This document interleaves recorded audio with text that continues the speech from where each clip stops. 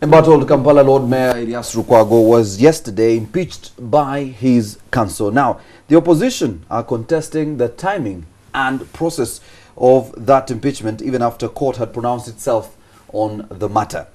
On Newsnight tonight, we ask whether this is a precedent to any of the dissenting voices against the state. And of course, that is the discussion on Newsnight tonight.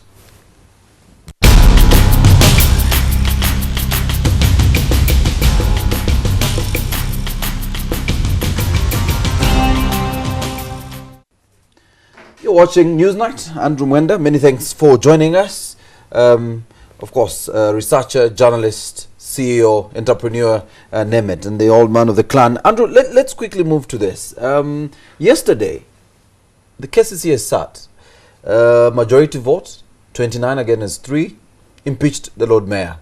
Well, that did not come as a surprise to many. What came as a surprise is that there was an interim order, and then the court process, I mean, whatever order came from court was not respected or not received, depending on where you look at the matter from.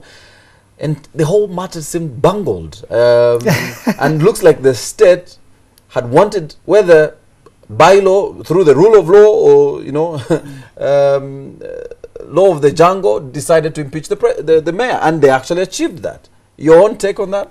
Well, I think there are a number of things, some good, some bad. Some ominous, some virtuous.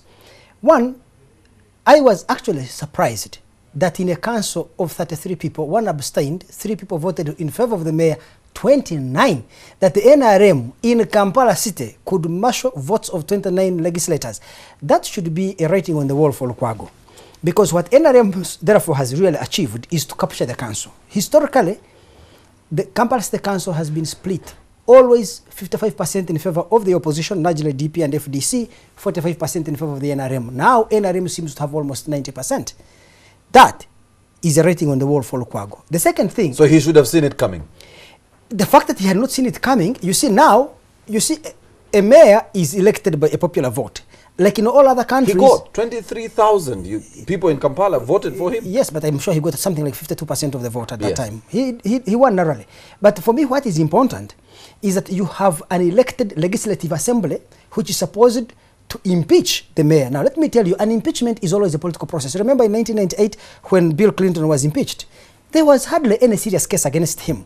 But because the Republicans controlled the House of Representatives, they voted against him. Now, the Republicans also controlled the Senate. The problem was that they needed 67 votes. They got 55. 55.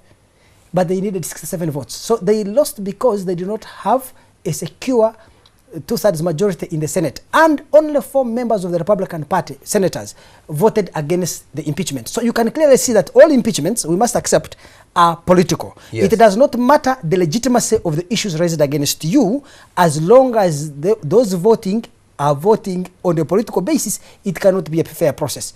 But what is significant for me is that the opposition, in their defense, Lukwago, in his defense against the state, he sought to rely on the courts, and the courts were able to provide him that injunction, which again shows that the opposition should stop attacking the judiciary and saying it plays for, it is a Museveni instrument.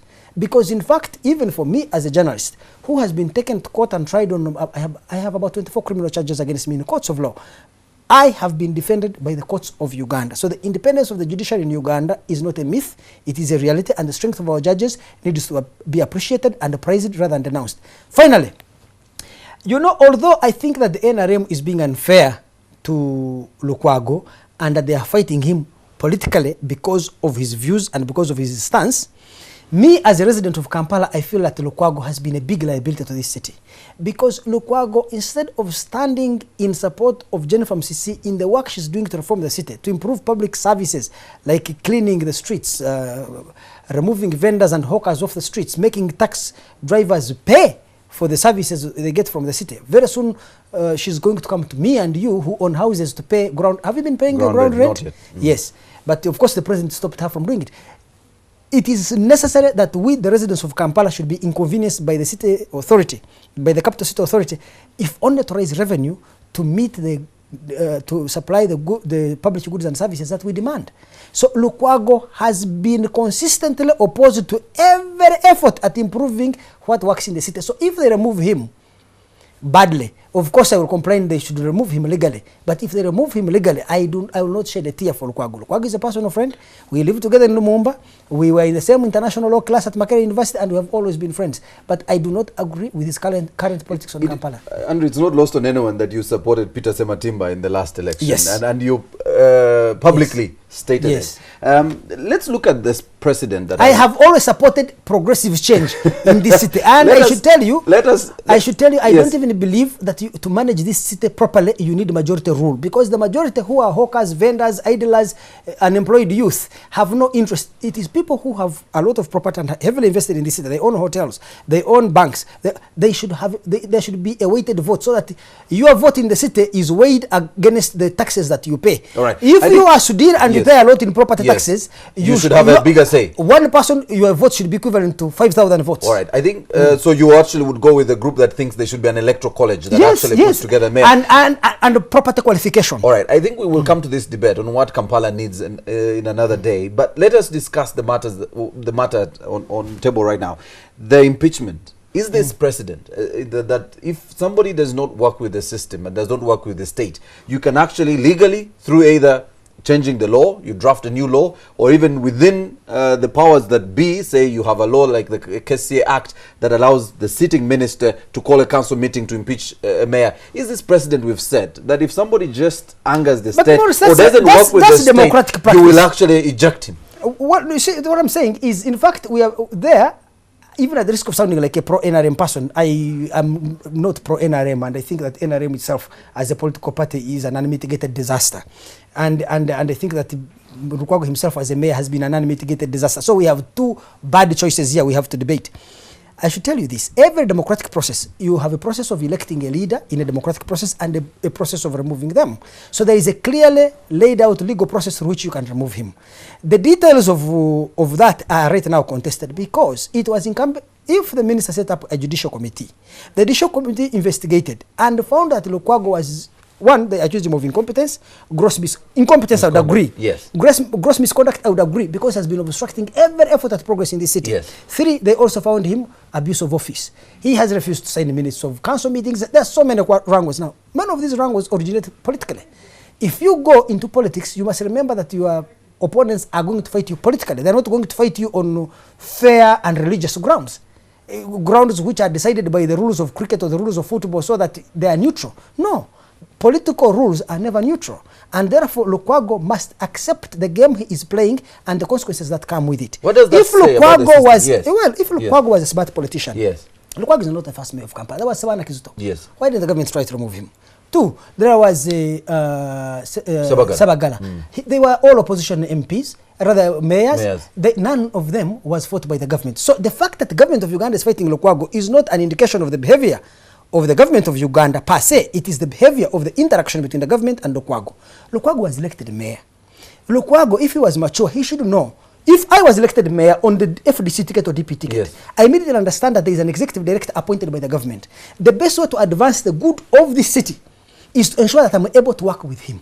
Lukwago thinks that the only way he can make himself relevant as a mayor is to stand in opposition and obstruction to every effort of what the executive director is trying to do. Let me ask you, if Besigye was president and Lukwago was minister for the presidency, and there was an NRM person called Amama Mbabazi as mayor, and he was behaving exactly as Lukwago is doing, what would Besigye do and Lukwago? Finally, I'm asking you because you see we must I understand where you're sides. coming from. So if you stand in complete opposition to every effort by the state to achieve any modicum of reform in the city, what should those that you are opposing, should NRM sit back and accept that Lukwago now should have a say to decide simply because he was elected? Now, it turns out that even elected councillors in Kampala City do not agree with Lukwago, and with a vote of 29, Lukwago can only postpone his fate, but he cannot stop it because he doesn't have the necessary votes to defend him in the council. Finally, Andrew, and this is a discussion we will continue another day. One of the recommendations in the report, the KCA Tribunal,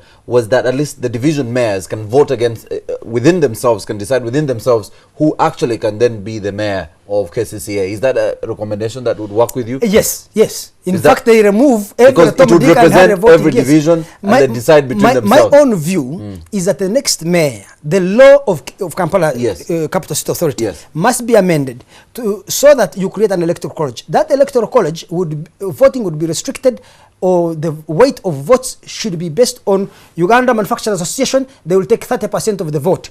All the Property Owners Association of Kampala will take 40% of the vote. Then the Kasita, who are the traders, they take this. Then we shall give vendors and others who don't use the city without paying taxes, we shall give them a vote weighted 10%.